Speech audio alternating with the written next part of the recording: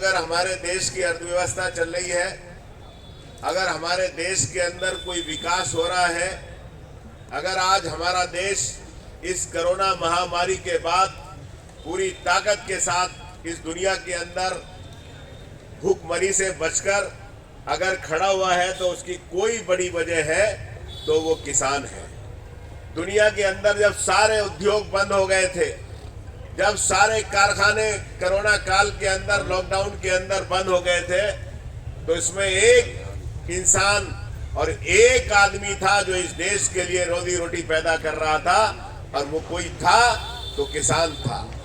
साथियों, मैं आपसे पूछना चाहता हूं, बताओ, इस देश के अंदर कोई भी कानून बनता है, कानून के अंदर सबसे पहले उस कानून को संसदीय समिति के पास भेजा जाता है।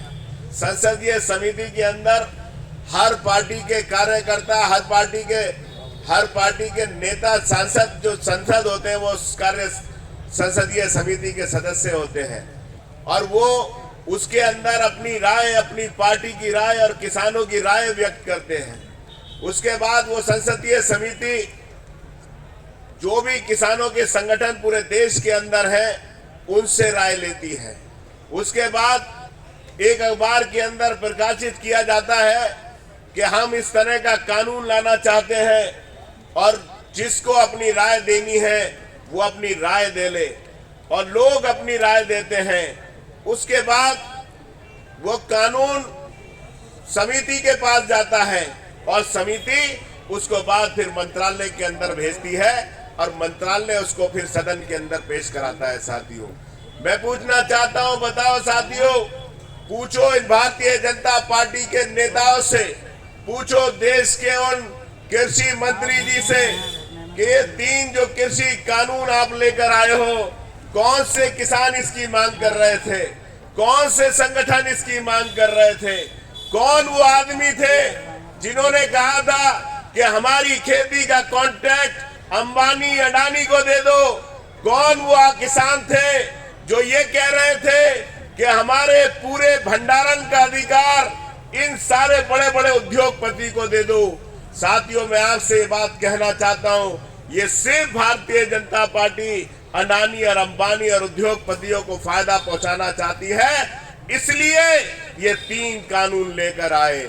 मैं पूछना चाहता हूं साथियों, बताओ, यहाँ पर बैठे हुए ये जितने वकील हैं, यहाँ पर इनके दफ्तर और इनके बस्तों पर बैठे हुए जितने लोग हैं, वो कसम खाकर बताएं किसी भी जात और बिरादरी के लोग हैं, वो लोग 100% वो लोग हैं जो किसान हैं। लेकिन साथियों, याद रखना कि आज जरूर आप मौन बैठे हो, आज जरूर सोच रहे हो कि ये समाजवादी पार्टी का धरना है, लेकिन कल जब ये कानून का शिकंजा आपके परिवारों पर होगा, जब आपकी जमीन के ठेके लिए जाएंगे, जब आपको बाहर कर दिया जाएगा, आपकी जमीनों पर लोन लेने जाएगा, तब आप कहोगे कि ये किसान जो आंदोलन कर रहे थे, ये जो समाजवादी पार्टी आंदोलन कर रही थी, ये हमारे लिए सही कर रही थी, हमारी जमीनें बचाने के लिए कर रही थी। साथियों, मैं पूछना चाहता हूं, ये बताओ, ये जो किसान हैं, इन्हें कौन सा लाभ है?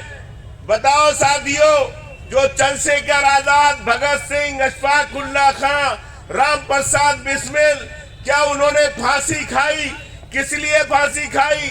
हजारों लोगों ने हिंदुस्तान को आजाद कराने के लिए अपने परिवारों को बर्बाद कर दिया, खुद फांसी के फंदे पर चढ़ गए। बताओ साथियों, किस लिए? इसलिए कि आज यहाँ पर कमाल अख्तर खड़े होकर बोल रहा है, तो वो उन्हीं आजादी के दीवानों की वजह से बोल रहा है।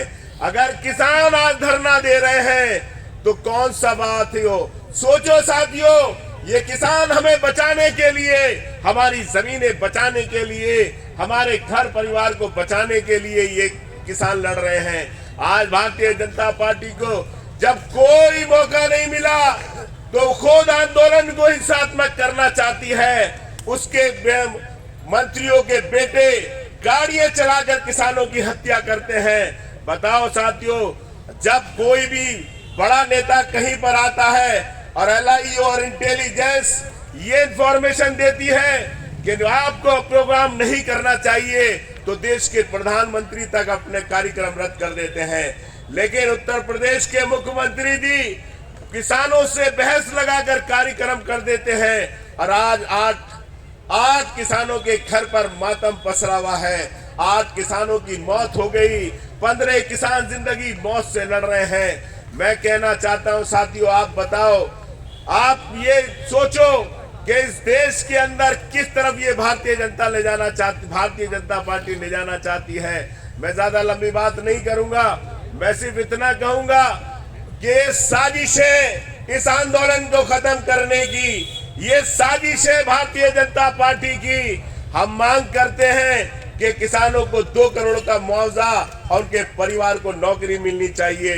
और जांच कराइए आप सुप्रीम कोर्ट के किसी न्यायिक अधिकारी से, जो पता चल जाए कि साथियों आप कहते हो एसआईटी आपकी पिछलग्गू है, आप कहते हो सीबीआई आपकी पिछलग्गू है।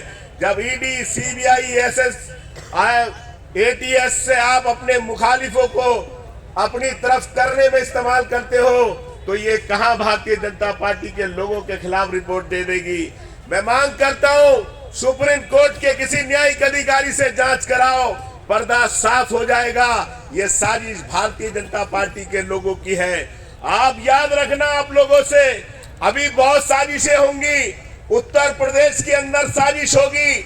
हमने मांग की, अभी बाबा भीमराव अंबेडकर की मूर्ति को तोड़ दिया गया, साजिश की गई।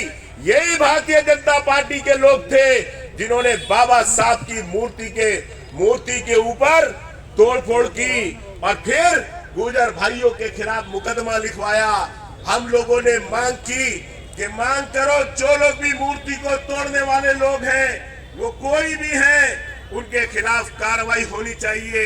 और उन लोगों के खिलाफ मुकदमा लिखवाया गया जिनका ताल्लुक समाजवादी पार्टी से था।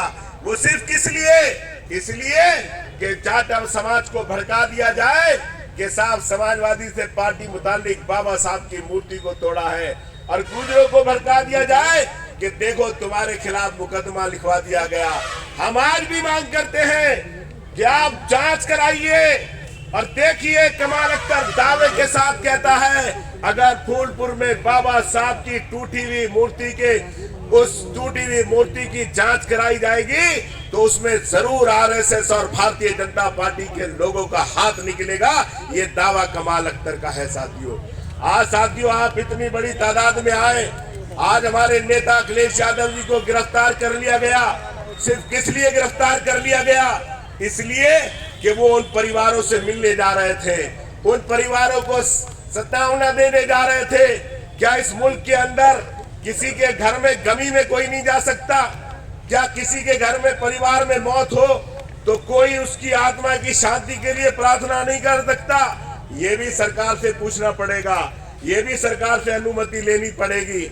मैं आपसे सब यही कहता हूं, हम अभी 2 मिनट का मौन रखेंगे उन किसानों की आत्मा की शांति के लिए, और यहाँ से पैदल चलकर एसडीएम ऑफिस पे जाकर अपना ज्ञापन देंगे। लेकिन साथियों मैं आपसे एक अनुरोध करना चाहता हूँ, आप इतनी बड़ी तादाद में हो, सिमट के बैठ जाओ तो इतने से हो जाओगे, फैल के बैठ जाओ तो तहसील से बाहर निकल जाओगे। फोटो खिंचवाना मेरे साथ अभी खिंचवा लेना, लेकिन जब आप शांतिपूर्ण चले, एक एक आदमी डिसिप्लिन में चलना, कोई नेतागर्दी, कोई फोटोबाजी नहीं होनी चाहिए, क्योंकि